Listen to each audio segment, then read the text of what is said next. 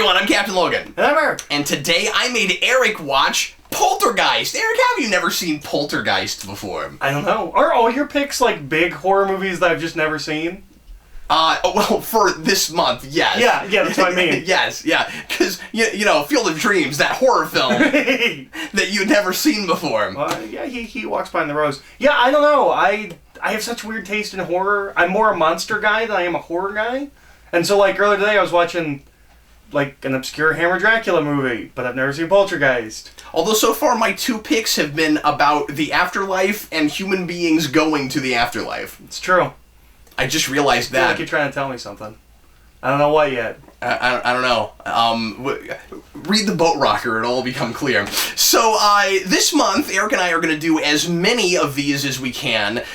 Some He Made Me Watches about Halloween themed things, horror films or Halloween themed movies that each of us have never watched. And yes, all of mine are big major movies that I would have thought that you may have seen. And yours are more obscure things.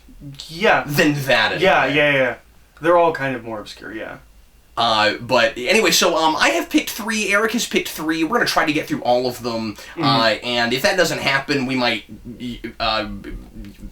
sprinkle some of the other ones that we didn't get to in as this series progresses. But anyway, so Poltergeist. Eric, tell us a little bit about Poltergeist.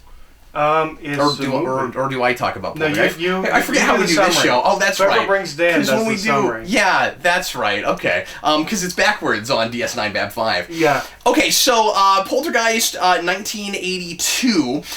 This is a movie that I talked about a little bit last year when... Was it last year or the year before? I think it's last year. I forget how far back this is now. No, it's 2015, so yeah, it's last year. Last year, that the remake comes out. The remake is atrociously bad, and my mom and I reviewed that together. And this is a movie that I grew up on a little bit. I don't know this movie super well. I've seen it now maybe 4 or 5 times. When I was a kid, I saw it once or twice. This is a movie my dad liked a lot, and my mom liked a lot. I forget which of them showed it to me first. But anyway, the main reason I picked this was just because Eric had never seen it before. It is a now classic horror movie. And I say horror in air quotes because it's a PG film, and it was kind of... It was one of those kind of up in the air movies for families in the 80s. You and I discussed this. Well, you have to remember, Tobe Hooper comes to prominence doing Texas Chainsaw Massacre. Oh. Which is also a PG film. I didn't know that. Yeah. And of course nobody thinks of that as a... No.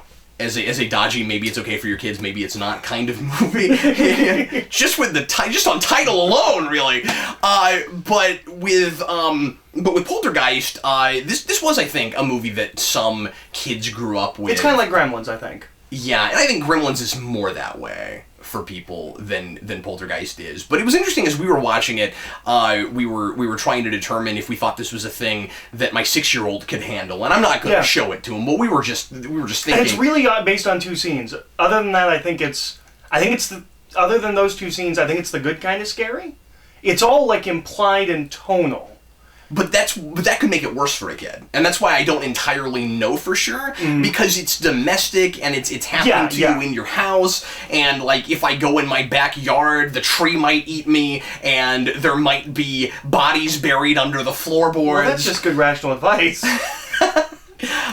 And I mean, you might wake up, screaming at 2 a.m, afraid that the chairs are being stacked in your kitchen. I'm not sure if a kid could handle a thing like that. But that's why I think lots of kids did. It's really one of those things where it's a case by case, kid by kid basis. I think this.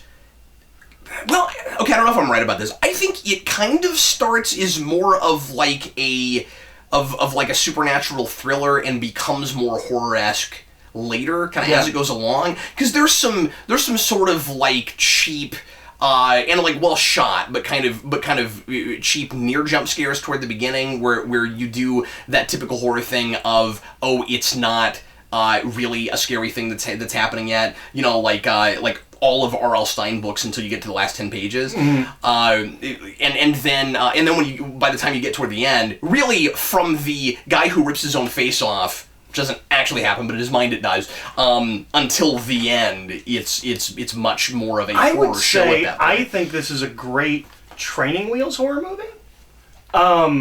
So, like... Oh, that's interesting. Even if Jason's not ready yet, at, like, 8 or 9, if he wants to try horror films, I think this is a great first horror film. Because it is scary. It's not like... If you're like, oh, you want to watch horror things, we'll watch, an episode of Goosebumps. Mm-hmm. Like, it is genuinely scary. They're not going to feel cheated, but it's not too scary. And it's not bloody, except for that one scene. Except for that one scene. Yeah, no, I think it's a great training wheels horror film. There's nothing else. I'm not giving away my opinion. I'm just saying. So what I like about Poltergeist is the spectacle, primarily. I think the reveal at the end is cool. I think the big business commentary is okay. I like that it's not super preachy about that. And I mean, certainly there is a specific message that's there, but it's not pounding you about it the entire movie. It is certainly more about this spectacle, and it's trying to make you care about this family trying to get their daughter back, and it succeeds in various degrees at that, I think. But I don't like this as much as a character piece, or as a movie about protagonists I'm interested in, as I do as a spectacle and a ride. Well, and I think horror films in general, much like comedies, can kind of get away with that. More so than something that's supposed to be dramatic and character or plot driven. Yeah, the problem is, I think this wants us to think that it's doing that better, and I think, again, to varying degrees. In certain places, it's kind of, because it does a lot of legwork at the beginning. It's spending more time than your average horror film in giving you character details and trying to kind of draw these people as, if not real people, at least distinct individuals. Except for the oldest daughter. Yeah, but no, you're right. Because I was gonna say she's at least got she's got a thing, but it's the really typical, you would kind of expect this thing. She's it's a P word.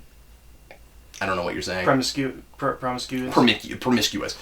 There we go. Yeah, that's her character trait. I was trying to think of profanity. I thought you were like, can I say the P word? What is the P word? I don't think you can say. No. I don't know. The word just wasn't coming to me. I don't know what word. Yeah. Cap, can we say promiscuous on this channel? Yes, we can. That's okay. Is that a thing that's okay? Is that all right? Okay, so I am dying to know what you thought of this. Well, I'll flip side. I'm feeling it. Oh, cool. I actually really it's like a gorgeous movie, right? Oh, it's a beautiful film. So going into this, all I really knew, there's certain things that I knew just from culture osmosis, but the majority of what I know is the Steven Spielberg behind the scenes stuff, which, depending on who you talk to, he's either as involved in this film as, say, George Lucas on Indiana Jones, or George Lucas on Willow, where he directed Willow, and we just kind of put Ron Howard's name there. So that's the majority of all I knew going into it. I think it's a shame that I have not seen this film before this. It's a really, really good movie. Well, especially because of all the things you have seen that it informs. I mean, you kept pointing out things. You're like, oh, that's where that comes from. That's where that's and talk about the recent Insidious? movie. Yeah. Oh, yeah. Insidious is just this movie. This I did not know. Yeah, Insidious is just and I haven't seen it, so I'm going off of Eric. I don't know what that movie's like, but... about halfway through this movie, I turned to Cap and I was like, oh, I know why we remade this movie. It's because Insidious is this movie, and it's a PG-13 horror film. Somebody was sitting around, had the rights to Poltergeist, and was like, well, we own that movie, we'll just make that. The big difference being that we go over to the demon world instead of what we do in this film. But we also do that in that movie, in the Poltergeist remake. But yeah, no, I didn't realize that, And it's completely uninteresting. It's pretty clear, just through knowing things, that it's probably inspired by this film, but I didn't realize it is this film. That's kind of odd logic in selling a movie, right? Where if you make a remake to Poltergeist because you're thinking, oh, Insidious is hot, and that's like Poltergeist, we gotta jump on the heels of that. How do you know that an audience that is into Insidious is even gonna know that about it? Yeah. I mean, I guess in the way you're selling Because I can't imagine people liking Insidious and having seen this film. Yeah, and again, I don't know because I haven't seen it. Mm-hmm. But like, imagine that. Like, who's gonna sit? Anybody who saw Insidious and would see or really anybody in general who would see the trailer for the Poltergeist remake would, no matter what that trailer looks like, go, oh, it's a cash-in remake. Before they would say, oh, I liked Insidious, I'll go to that. Yeah. Like, everybody knows that Poltergeist is a movie. Yeah. I mean, that gets made because of name recognition. It is now 35 years old. That's crazy in my brain. I'm gonna guess it popularizes the word poltergeist. Yes. I'm gonna guess prior to this film, that's something that like people who know things about like ghosts and monsters, like horror movie fans probably know what the word poltergeist is. I bet you it's not normal parlance before this film. And I don't want to overstate this point, and we were talking about this a little bit here and there with different scenes while we were watching this movie, but I don't know that Ghostbusters is as popular without this. Special effects like wise, that Ghostbusters pulls a lot from this. Yeah. I did not realize that. Yeah, I wouldn't be surprised if it was the same like special effects crew.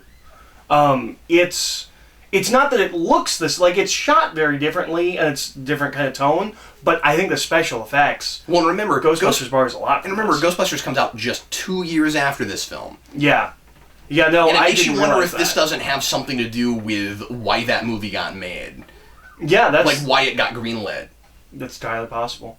I don't well, know and it for does sure. I never more looked with into it. that.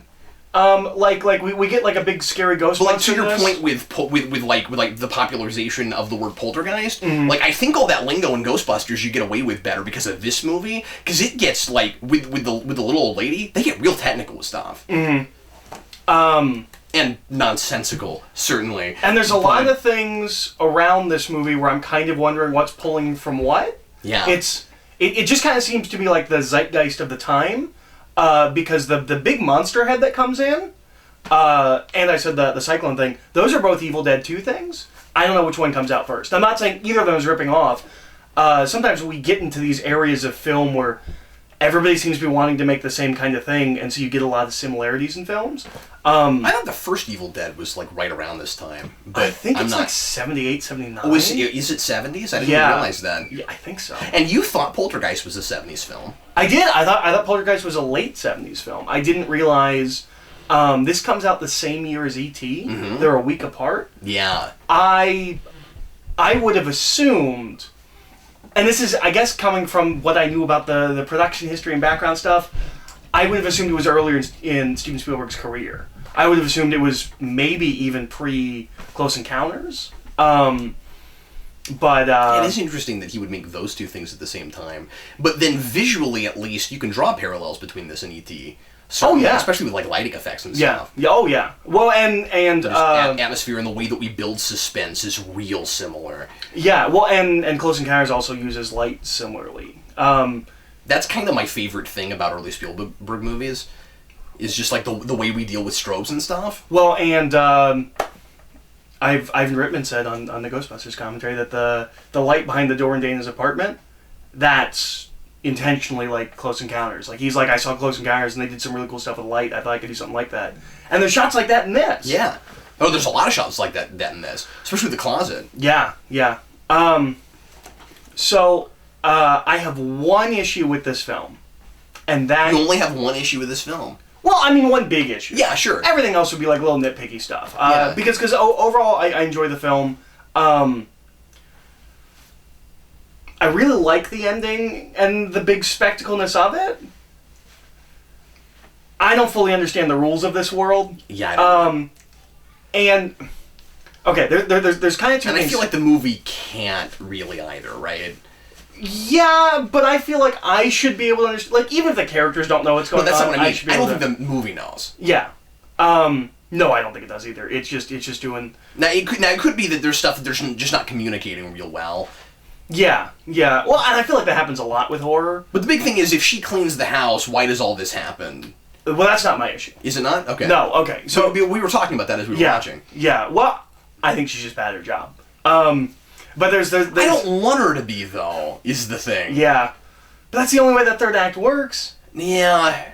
I still want it to have something to do with the fact that the dad pulls the rope too early, because she says not yet, David. I think his name is David, and and then the monster head almost comes through, and for whatever reason they're able to close it fast enough that doesn't end up happening. Yeah. But then.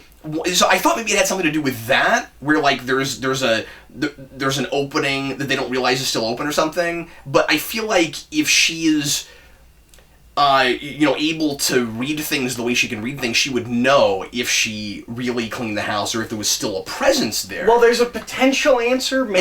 And she does prove that she's able to do what she says she does, right? Yeah. Like she definitely has. Well, and she's not stirred by any of it. Like she's not a liar. She's not somebody that like has never actually had to deal with this. Like she's not perturbed at all by dealing with this stuff. Yeah, she's a consummate professional. I'd say, even though she's like super creepy. Yeah. So as you're talking, I'm maybe putting the thing together. Okay. Okay. So like I said, there's kind of two things. One of them is the cemetery underneath their house. Right. I think that needs to be set up earlier. And maybe... Like, even earlier than it is? Yeah, that should be the conversation he's having. Instead of showing a house, that should be up front. That should be in our minds so that it feels like a reveal. Because they drop it in the middle of the movie. Right. And it feels like, alright, this is going to be important later.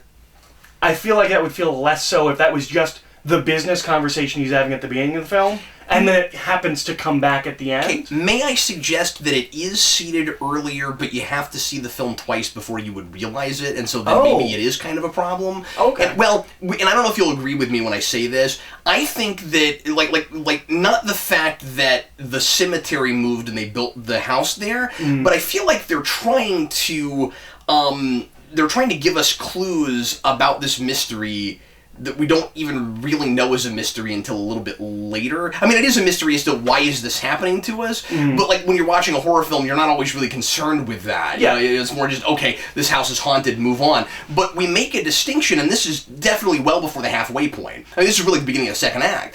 We make a distinction between poltergeists and spirits, between poltergeists and hauntings, excuse me. And a haunting is... when ghosts are there for a long time because of a location, and a poltergeist is because of people. And that's the first hint, because the people are underneath the house. Right, but it doesn't set up the actual burial ground. I don't know why that's important to be seated really early. Because that's the reveal. Right. I don't know, maybe it's... I'm afraid if you seated it too early, you'd call it too quick. Maybe, but the way it's in the film, it's just in the middle, and it's like, well... You're dealing with cemeteries, that's not going to come back in 20 minutes. Like, I don't know, it feels really obvious the way it's placed in the film. I feel like if you just have that be the conversation he's having at the beginning of the film, some kind of business thing where he's not cool with it, and then or he is cool with it, and then it's more of an OHenry ending. Yeah, the problem is that it hinges on our not making the assumption that... Or on our making the assumption that if you moved the headstones, you would definitely move the bodies. And your reaction seemed to be, well, yes, of course, and what about that? And I think what the movie is expecting, and maybe it's audiences in 82 versus audiences now, I'm not sure. Like maybe for whatever reason the expectations for specifically that thing would be different. I don't know. But I really think that the idea is supposed to be that they think anybody watching is going to just assume, oh yes, of course we picked up the whole kit and caboodle. But no, I would assume that. That wasn't my assumption. But I'm just saying that it is still a reveal then that I don't think it matters where that initial placement is. It's still a reveal that there's bodies under the house. I'm not saying it's not that it's a reveal. It's that it feels weird that we don't introduce that idea into the film until halfway through. I feel like if that's your big payoff, that needs to be there from the beginning of the film. Okay, then let me suggest this. All you need is a shot that makes it really clear that they live next to a cemetery and that cemetery is going to be important. You don't even need to talk about it. That conversation can still be where it is. Yeah, no, that's fair. It's just I feel like it comes. But you're right. There's really no reason that conversation couldn't have been at the beginning of the film. It feels like it comes full circle. But it doesn't because we didn't start there. It's a weird, awkward. It's supposed to be. I feel like it's supposed to be kind of a And I think Creepshow comes out around this time, so maybe this is part of the zeitgeist of... It feels kind of EC Comics-y, where it's Oh, and especially in some of those effects and the skeletons at the end. Oh, yeah. Well, and the face pulling off, I'm sure, is an EC Comics cover somewhere. But it feels very EC Comics-y in that they have... a lot of them have, these OHenry endings. They're the ironic twist.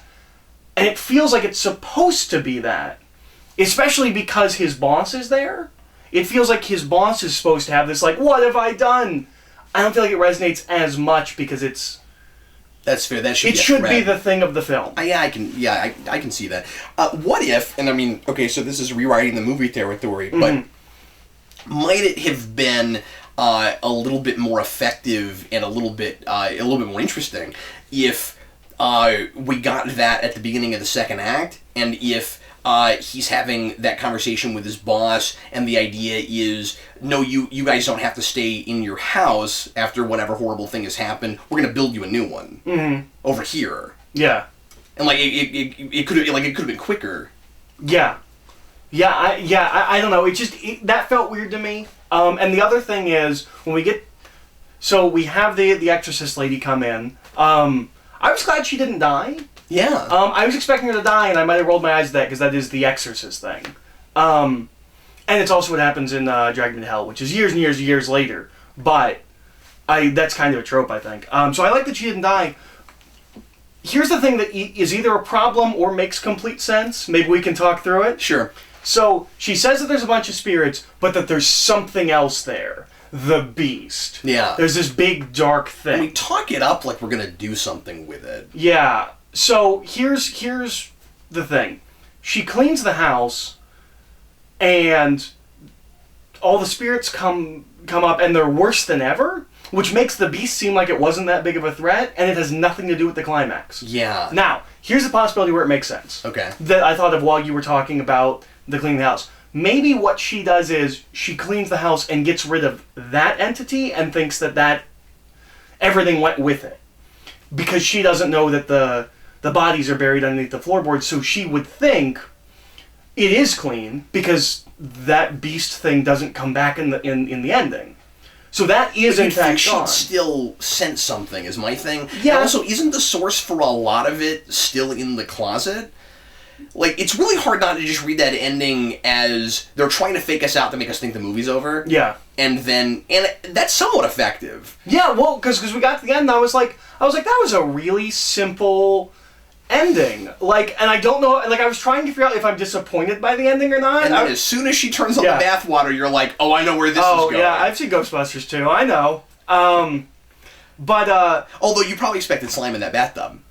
I expect, yeah. And that doesn't well, and we were talking about slime. That there's a bunch of slime in this movie, because slime and the afterlife go together. And yeah. Like peanut butter and jelly. Yeah. Like beans and cornbread. And all throughout the 80s, you've got this kind of slime, and specifically pink sludgy slime too. Like you get some green, there's a lot of like pinks. We almost never do that kind of slime anymore. No.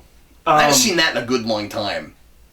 Well, and that's why I always thought what was weird with... That seemed to be all over my childhood, the pink, sludgy slime. Well, but what's weird, or what I think is weird, is that, like, when you market Ghostbusters, it's all green slime.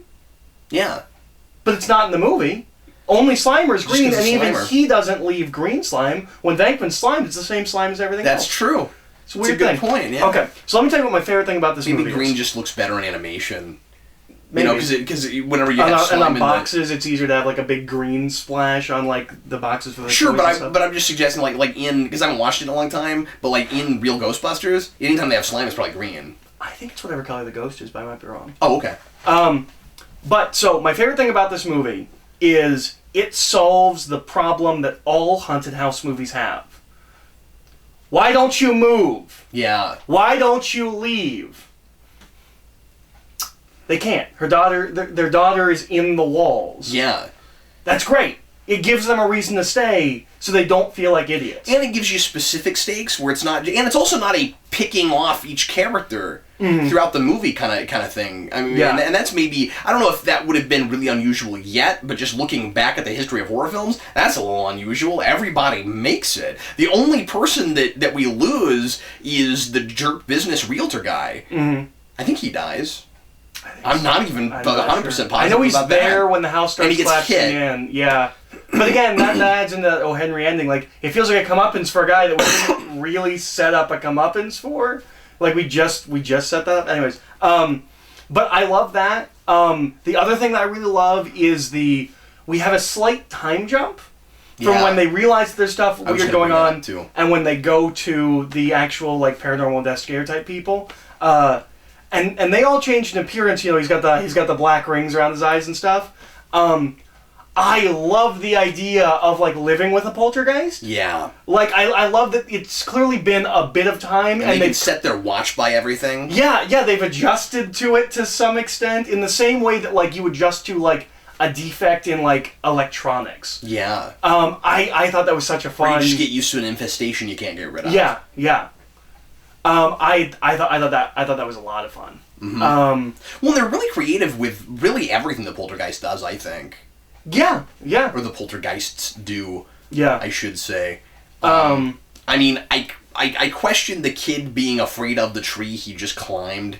I think that's kind of funny. I think it... And I don't know why the tree goes after him unless they're sadistic. That's a thing. Well, the tree doesn't like being climbed. Yeah, or the poltergeist, but it's not an actual... The poltergeists are making these things move. Mm. It's not maximum overdrive. Mm. So the question is, like, are the poltergeists sadistic? Or are they going... Because they don't seem to be. Well, the way they explain it is that, like, some people are just mean. So, like, some ghosts are just mean.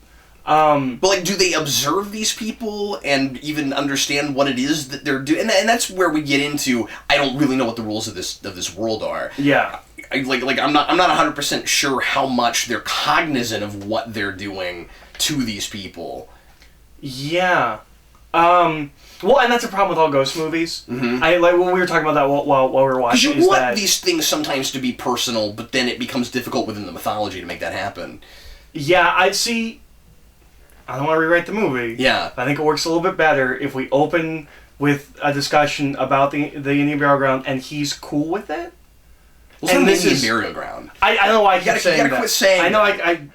That. That's just a throwaway line where he said where the guy's saying it's not sacrilegious. It's not like it's sacred ground. It's the Shining that's built on the Indian burial ground. Right. Sorry. But but that's better. But, like, I like that he says that because that's way better than what do you think this is, a horror movie? Like, but I think maybe character-wise it might work a little bit better if the dad's totally cool with it and, like, yeah, who cares? And then this is kind of his comeuppance, like he has to learn to respect the dad, something like that. And that's one of my problems with this is that everyone's treated as a victim. Mm-hmm. And nobody ever really, like, learns or grows from any of this. Like, yeah, no. And it's easy to just watch this as a thrill ride and put yourself in that because it's domestic. Like, you can get away with a lot of things by just imagining your family going through this. Mm-hmm. And you being the guy or the wife or one of the kids. But again, the problem is I'm seeing certain characters, specifically, again, the dad. Mm-hmm. I'm seeing certain characters make mistakes that there aren't consequences for, that they realize that they then grow from or don't grow from, and there are worse consequences. This is not really happening in this movie. I feel like there's an earlier draft of this script where the dad's a little bit worse. Yeah. Because we also had that conversation about, like, who is she more afraid of?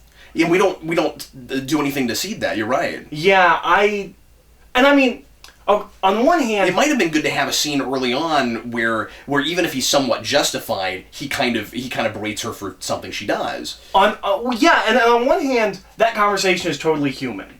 Any couple could have that conversation, and because she doesn't explain why she's asking, she just says which one is she more afraid of. Yeah. And the mom's like, well, he's the one that dishes out punishment, and he's like, well, don't throw me under the bus. That's a really human, like, conversation, but I like that it's not assumed that it's the man in that situation. 82, that's pretty cool. I mean, it does end up being the typical thing, but I think in most households it probably is the dad that is the more authoritarian person. That naturally tends to happen, but not in every family. But I wouldn't be surprised if there is an earlier draft of this where the dad's a little bit worse. I doubt there's ever a draft where he's, like, the bad guy. Yeah. But I wouldn't be surprised if he's a little bit worse and he gets toned down when we make the movie. I to make him more likable. Yeah, because it seems like they're going out of their way to try to make like to a fault. I think to try to make the whole family more likable while they're doing some things that make me kind of question stuff. And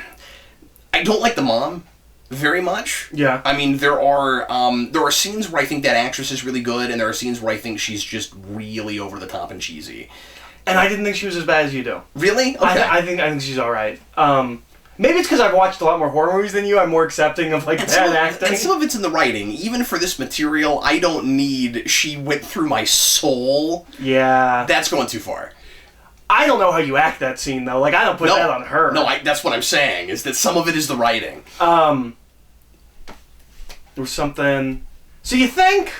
So at the end of this movie, the house kind of collapses in on itself. Which is kind of the money shot. That's like one of the coolest shots in that movie. Insurance-wise, that's act of God, right? Nobody's covering that? Yeah. Yes, certainly not.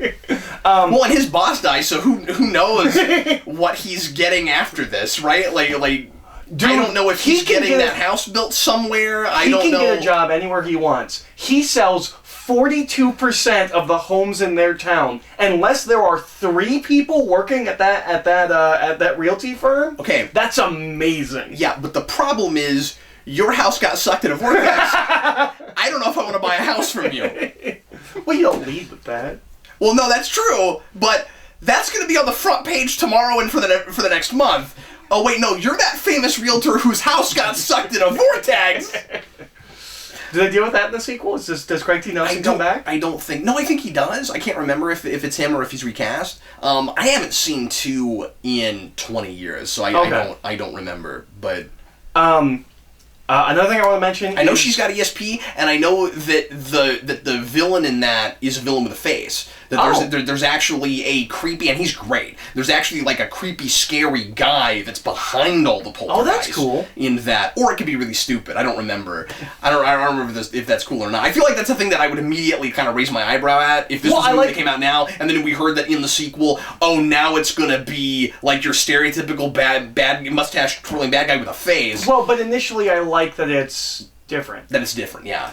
Because what's supposed to be scary about the poltergeist is that they're invisible. You don't know what their agenda is. Mm-hmm. They might just flick light switches and, move chairs across the floor, or...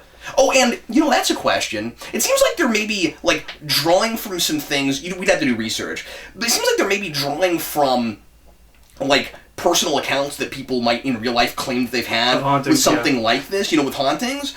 But then there's really no explanation for it because again we're not really building a set of rules. Why are things timed? I don't know. Why does anything go like clockwork like that? Why is it that if you put a chair in that spot, it's definitely going to slide across the room and do it? It's definitely going to do a little jig first, and then it's going to go across the floor. That kind of thing is definitely something that I've heard from real life hauntings. Yeah. The one they don't do anything with. I would have loved some kind of a sense of why that is. The one they don't do anything with that is with all major hauntings is part of the house that feels cold. That's not something we do, and I was kind of surprised by that. Oh, that's a good point. Now the ghost moving through me thing. That's a thing. Yeah. Now, maybe we don't do the cold room because of The Exorcist? Because when we step in The Exorcist, which is only a couple of... Well, I guess it's about... Which I've still never sat through. Oh, you never sat through? I've never sat through The Exorcist. Because it's boring or because it's too much? Or both? I started it at one point, and then I have this story with so many things. It's not an interesting story. I got busy. I was working on something. Okay, well... And then I didn't come back and watch it. In the end of that... But I have heard both, and those have both been things that have made me not excited to just sit down and watch it on my own. So, I think it's a brilliant film if you... I don't know if that's... If you're ready for 70s pacing. I don't know if that's a thing you're going to make me watch, but... not this month. Maybe next Halloween, maybe something like that. Because I didn't know you hadn't seen that. I've still never seen that movie. It's a classic. Mm-hmm. And I mean, 70s pacing, I've seen some movies in the 70s. Yeah. Certainly. Yeah. We reviewed a movie in the 70s that you thought was way too slow even for the 70s that I just adored. So you remember that Gene Hackman movie? Yeah. That you just were not into? Yeah. And I was like, well, 70s pacing. And you're like, well, yeah, I know 70s pacing, but it's still too boring for me. So yeah, I'm ready for 70s pacing. I'm not saying, loved that. I'm not saying you're not ready for 70s pacing. I'm saying you need to go into it knowing that it's a movie that has that. Yeah. But So anyways, in that movie, when they go to do the final exorcism, the room's cold and you can see their breath. Yeah. And I could easily see them doing that in the children's room at the end of this movie. And I wonder if they... And that is a thing that's, like, connected with hauntings in real life. So, I wonder if that's a thing that maybe they thought of and didn't do because of the exorcism. That's fair, because they are playing with different kinds of environments, too, throughout the house and outside. And I think the skeleton stuff looks fantastic. Oh, I agree. One of the things I really like is... I mean, it's not super hard, but movies do mess this up. We know the layout of the house. We know where everything is, and so we can kind of understand if something happens here, it's right next to here. Like, I really like that. That's not a given in filmmaking, even when it's a smaller house. And it feels like a real house that somebody could actually move into. That it's not too much of like a horror movie house. But there are things that are clearly seem to be designed because they know certain scenes are going to take place there, and yet still doesn't feel too much like a horror movie house. The staircase is the big one. Yeah, and that's maybe the one thing that most feels like okay, it's a scary movie house because it's got the weird twisty staircase that's like. Just shy of Tim Burton. But if it twisted one more time, it'd be a Tim Burton staircase. But I liked that or if it was a little tilty. Yeah. But I liked that that there's not a bunch of stuff like that, and it doesn't stand out to me too much. Like especially because once we finally do the really cool shadow stuff with that staircase, you're glad it's there. Oh yeah, awesome. No, it's great. It's great. I want to talk about the fact that the parents smoke weed. Yeah. That's a thing that I feel like I'm noticing more and more in older films. Are you wondering why that's there, or are you just thinking, oh, okay, they're just trying to be real people because maybe a lot more people were doing that, or that's I mean, based on statistics, not a lot more. Like it's probably about the same as what's doing it now. Really? I think like 60% of people have admitted to doing it, do it regularly, but maybe more openly. Yeah. Well, and that's the thing. You wouldn't think going backwards... I mean, we're legalizing it in states now. You wouldn't think going backwards you would get more openness in film, that kind of thing. I was just interested in... The kids haven't even gone to bed yet. They just put the kids to bed, yeah. I was wondering if it would be and it's not, which is why I think it's so interesting that's in this movie. I assumed it was going to be a thing where they go for help and they're high, and people don't believe them. I'm glad they didn't go there, actually. I am too. But that's what I thought they were setting up. And I think in the beginning of E.T., one of the kids is smoking a joint. Yeah. When they're playing Dungeons & Dragons. That is there, if memory serves. Maybe Steven Spielberg's just a big endorser of weed and putting his films. He's like, no, this should be a thing that happens in everyday houses. Moms and dads should be smoking joints before they go to bed. Or maybe he just thinks that it is, and so he's trying to make it realistic. Yeah, that's possible. So I just thought that was an interesting detail. It's not like a huge thing for the film, except for there is a scene where they do sound crazy and high when they go to the neighbors. We don't know if they are or not. And we don't know if they're high. The way they start cracking up like that. Yeah, the way they're joking, the way they're laughing. Yeah, and it might be... But the problem is they're both kind of acting that way, and she's already... dealt with the poltergeist more than he has, so I kind of question that a little bit. Well, that's right after the chair thing, right? Like, we established chair thing, and then we go over... Yeah, we haven't done any scary stuff yet. Yeah. This is... right? Yeah, I don't think we've done anything scary. This is before the chair. So they might just be having fun with it. Yeah, but they're also acting like they're a little bit, No, it seems like there's, a cut scene or something where they take a hit. Well, and I just needed more of the dad before that scene. Yeah. Because I didn't get a good sense of how he was... How exactly he was reacting to it. Like he was freaked out, and he was like, no, I don't want to get on the spot and go across the floor. Yeah. I'm not going to do that. But I didn't get the sense of... But at this point, we get cracking up, and we have to know if they're smoking or not. Because, yeah, that could be the reason.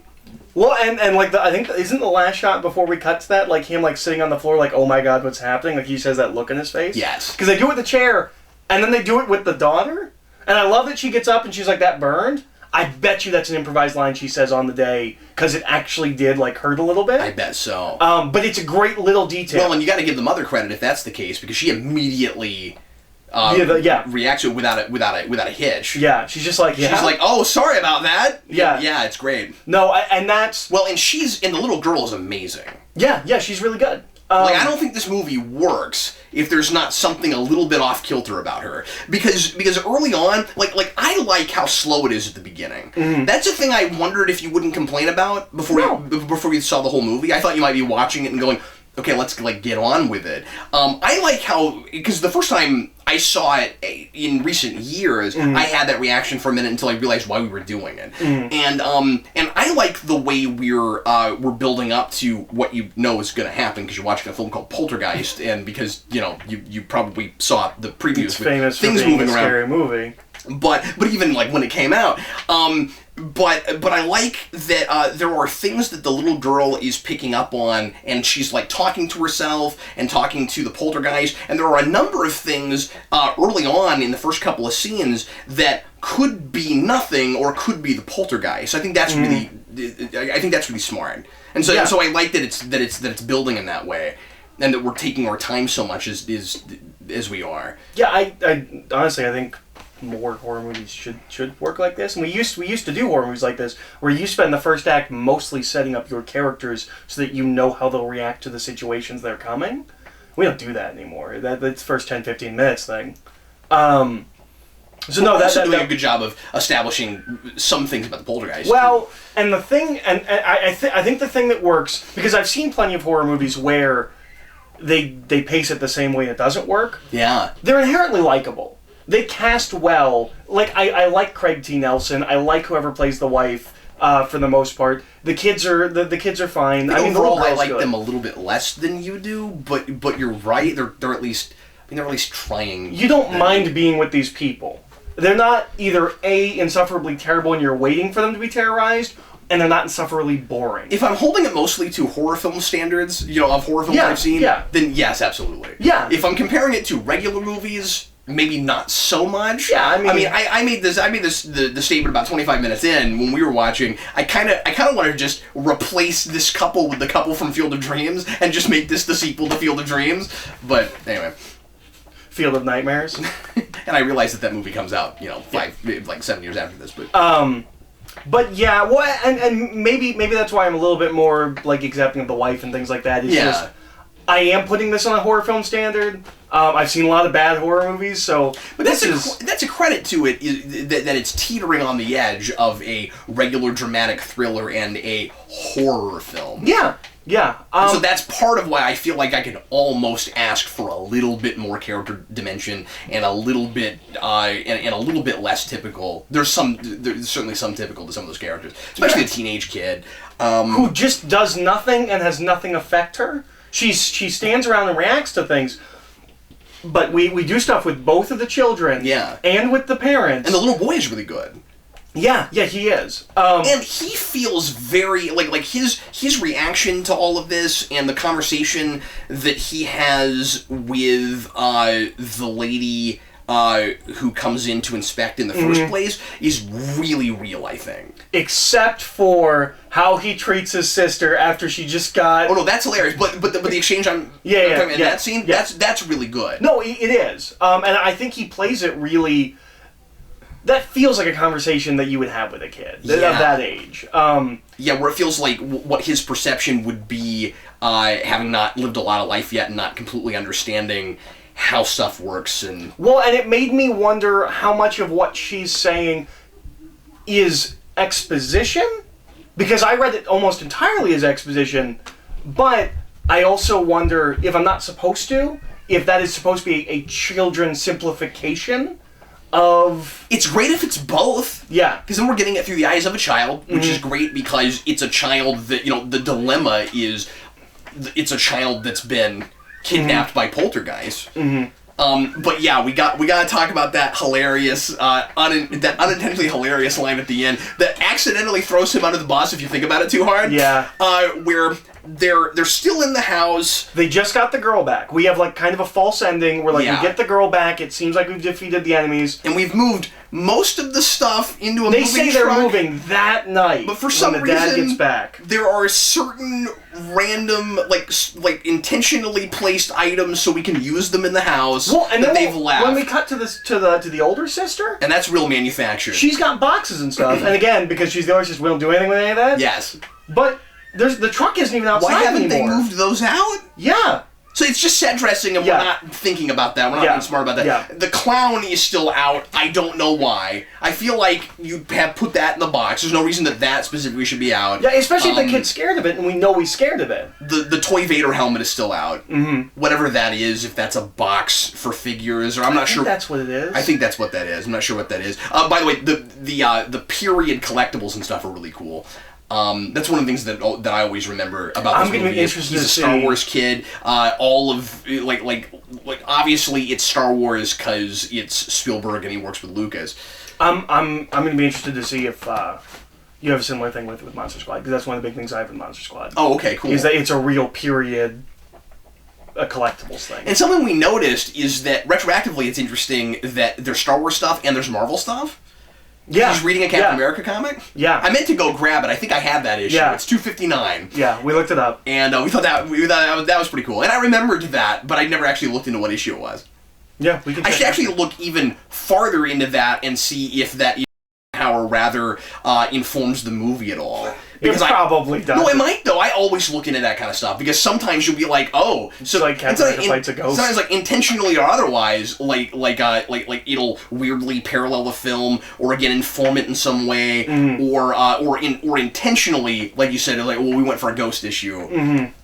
Like if I were making a film. When I'm making a thing like this, I would try to make it intentional. Yeah. Any kind of a plan, like especially if it's a character reading a thing, or a character listening to music, or watching television. Mm-hmm.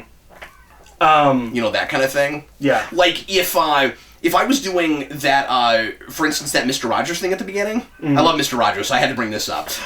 That's a great scene. It's hilarious, and a thing that could not happen now. No. But they both have the same remote control. It's on the same frequency or something like that. They specifically say they have the same remote control. Oh, okay. But you're right, it would be on the... I mean, that's what it is. It's on the same frequency. I'm not sure why it controls both TVs. They're just too close to each other. Because that's what they keep yelling at each other is you move your set. Right. I think it's just that they're so close that when they do it because they're on exactly the same frequency. Yeah. Which is kind of interesting and maybe unintentional foreshadowing. I don't think they did this on purpose, but then we deal with like if they have the TV channel on a particular frequency, they can more easily talk to Carol Ann, and so we have things with TV channels and frequencies. Well, and you would think that they would set that up to have the neighbor flip the channel.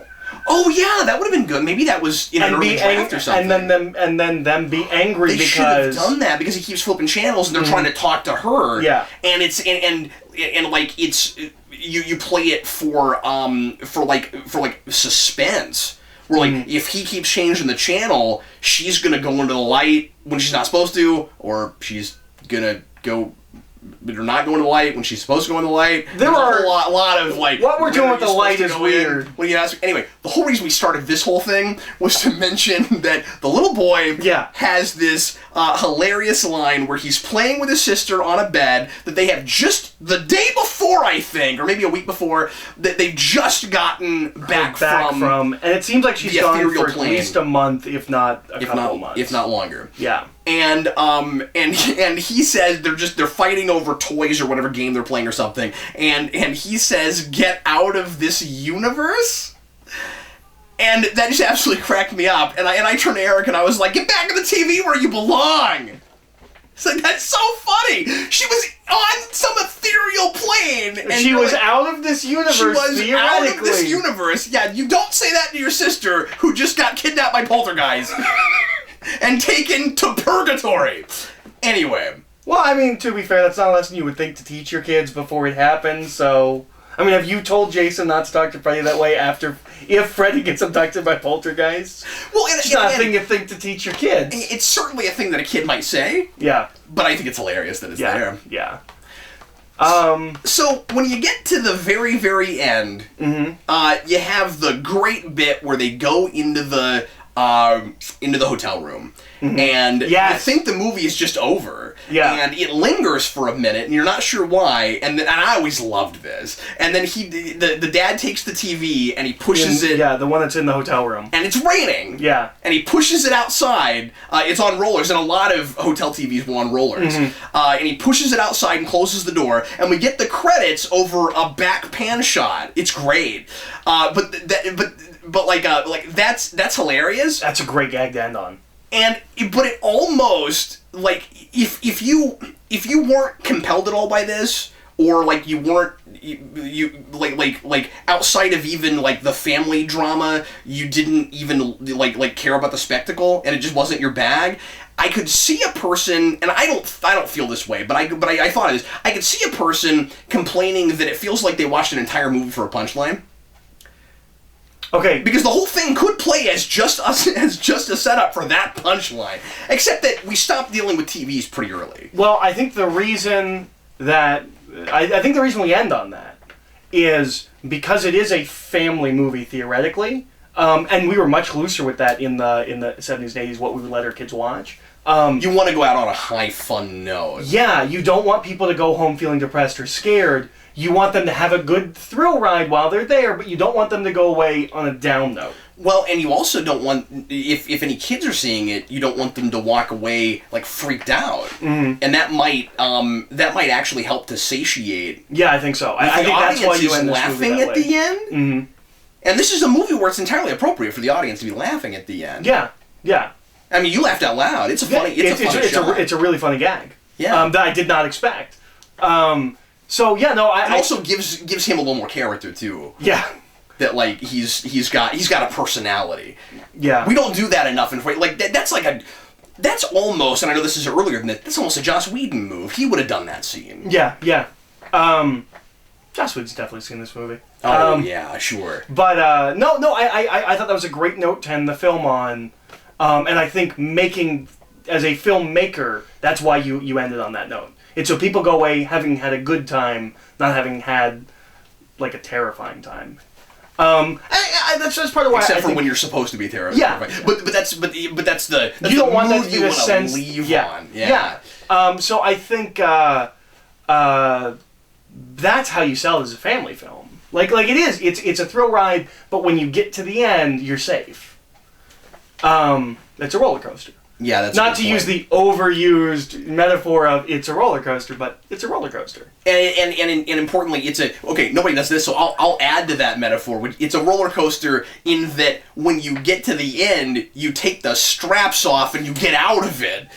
Yeah, that's what I mean. Yeah. Yeah. But I'm just saying nobody ever says that part. No. Yeah. See, we just added something to the really, really cliche overused metaphor. Good job, Eric. But yes, I don't know. I'm glad you liked it as much as you did. Yeah, I really, really liked it. So, yeah. Well, that's going to be it for us today. Eric is going to make me watch something next time. Yep. I'm not going to reveal it yet, but he's going to make me watch another Halloween-y or horror film, and I know what it is, and it's going to be interesting. This is going to be finally sit down and watch that. Anyway, so everybody, thanks a lot for watching. We sure appreciate it. And we'll see you again in the not-too-distant future for more movies that I have never seen that Eric has seen. I'm Captain Logan. I'm Eric. See you next time. Well, there's going to be some Freddy screaming on that video. We are consummate professionals.